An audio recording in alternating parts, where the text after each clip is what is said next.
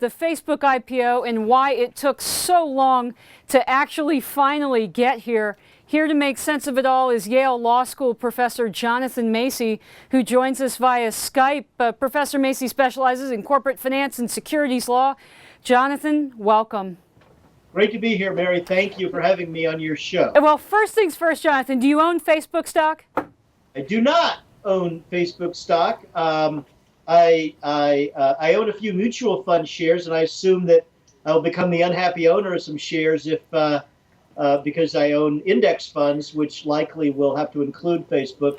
I'm actually thinking about shorting the stock, buying some put options, but I've done nothing yet. Okay, well, after hours trading has been pretty volatile. Now, let's get right to it. Facebook's market value today around $113 billion, give or take. Why didn't this IPO happen a year or 2 or 3 years ago, Jonathan? Well, I think a different way of thinking about that question is to say, why are they doing this at all? Why would somebody want to go into this snake pit, which is called being a U.S. public company? They have a lot of cash, Facebook does, and so they're going to, inevitably they're going to find that their costs of doing business go up quite a bit as they try to comply with the regulatory burdens of SOX and other U.S. statutes, and they're going to find themselves, executives there, including Mark Zuckerberg, finding themselves in depositions a lot as they get sued. There's no question that if Facebook had been a public company at the time of the Instinet transaction they did a couple of weeks ago, that there would have been a lot of shareholder suits. We're talking with Yale Law School professor Jonathan Macy on the Facebook IPO. I think we've got a chart here. Let's see if we can put that up on the screen on the number of venture-backed IPOs, courtesy of the National Venture Capital Association.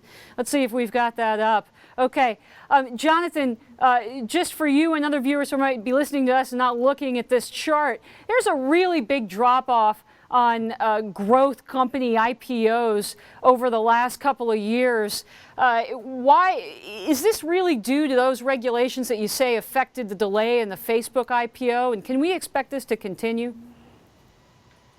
Yes, to both questions. This is a huge problem for the U.S. economy, in my view, because the reason why venture capital funds make investments in companies is because, in the first place, is because hopefully a few of these companies will flourish and thrive and qualify to be taken public. But with every session of Congress, particularly with respect to DoddFrank, we seem to raise the bar, make it more and more difficult, more and more costly.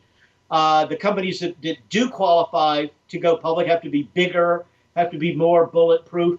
It used to be if you hit a double as a entrepreneur, you could go public. Now you have to hit a bases-loaded home run. It happens more rarely. Jonathan, you mentioned Dodd-Frank. I assume, how is Dodd-Frank going to affect then these wheezing IPO markets of ours? Is it going to be more difficult after Dodd-Frank to get more Facebooks like this on the markets?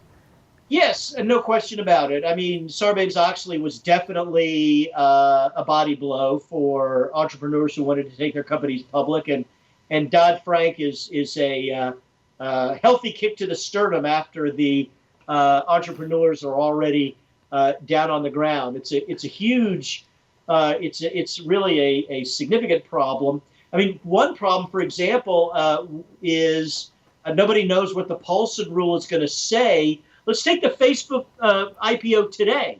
The Goldman Sachs and Morgan Stanley moved in, as underwriters often did, and they stabilized the price by buying shares in Facebook in order to prevent the Facebook stock price from dropping below the offering price of $38.